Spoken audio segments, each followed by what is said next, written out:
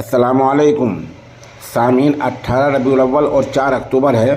ख़बर का उन्वान है सिक्किम में बादल फट गया, जिसके बाद फ़ौज के 23 जवान लापता बताए गए हैं। कई जगह से सड़कें टूट गई हैं, पुल टूट गए हैं।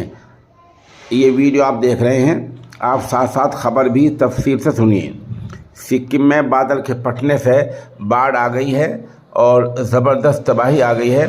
बताया जा रहा है कि जनूबी सिक्किम में लोहनक झील के ऊपर अचानक बादल फटने से तीस्ता नदी में बाढ़ आ गई है, जिसके बाद बांध का पानी छोड़ा गया है, जिस वजह से नदी की आबी सतह, पानी की सतह बढ़ गई है।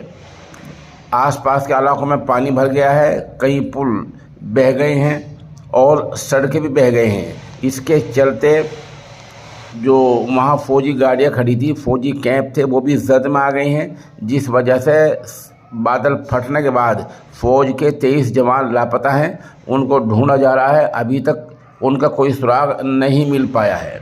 बताया जा रहा है कि बाढ़ आने के बाद चुंगथांग बांध से पानी छोड़े जाने की वजह से नीचे के इलाकों में भी 15 ta 20 फुट की ऊंचाई तक जलस्तर अचानक यानी पानी की सतह बढ़ गई है।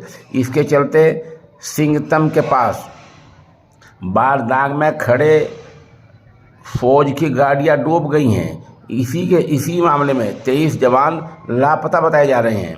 खबर आ रही है कि सिक्किम के कई इलाकों में ऑरेंज और रेड अलर्ट जारी किया गया है, यानी खतरे का अलर्ट जारी किया गया है।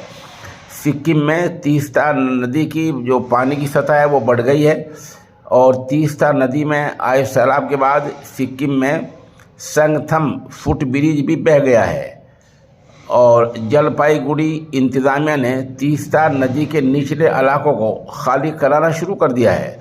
सभी को मुस्तैद रहने के लिए और चौकस रहने के लिए कहा गया है।